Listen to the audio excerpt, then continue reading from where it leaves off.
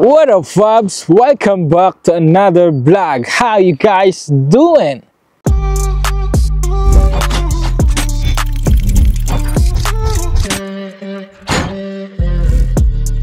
Today, pag-uusapan natin, boring ba sa Germany?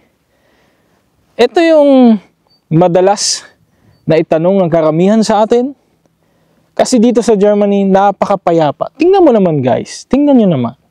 Wala kang makikitang tao, sasakyan, pailan-ilan lang. So, boring ba? Ito lang masasabi ko. Kapag boring ka sa buhay mo, maboboard ka. Yun ang mararamdaman mo dito sa Germany. Pero kung ikaw ay masayahin at gumagawa ka ng paraan para hindi ka maging bored, so hindi boring dito.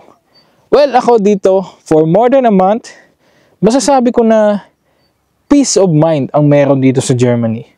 Depende kung nasaang city ka, no? Pero sa ngayon, kung nasaan ako, napakapayapa, tingnan mo naman. Diba? Ang sarap sa pakiramdam, yung init at lamig, naghahalo. So, napaka-relax lang. So, maboboring ka lang talaga kapag wala kang ginagawa. So, kaya pag nandito ka, kailangan maging flexible ka. Na-experience ko nga dito at natutunan ko na sa isang araw, ang dami mo palang pwedeng gawin. Hindi kagaya before sa Pilipinas, yung isang gagawin mo lang ay halos buong araw mo nang ginawa. Dito ang dami mong gagawin. Diba? Maglilinis ka ng bahay, maglalaba ka. Sa isang araw lang yan, may appointment ka, may tutulungan ka, etc. etc. Isang araw lang yun. At saka dito, napakabilis ng oras at napakabilis ng araw. Tingnan nyo naman. More than a month na ako dito, so talagang masasabi kong masaya ako. Of course, noong mga unang linggo ko, talagang napapaisip ako.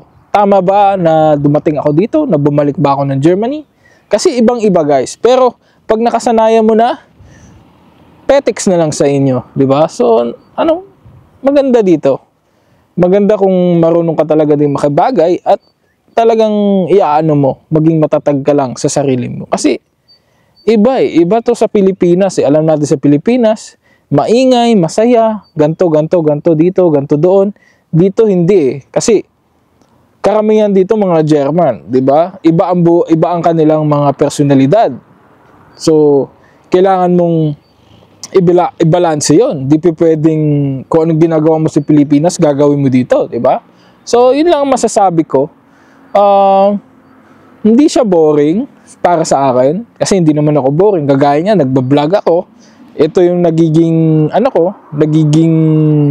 kasiyahan ko sa pag-i-express ko ng aking nararamdaman. So, yun yung personalidad ko. Siguro yung iba maboboring kasi iba talaga dito eh. Gaya ng sabi ko, ibang kultura, iba yung tao. So, yun lang ang masasabi ko. Para sa akin, hindi boring dito.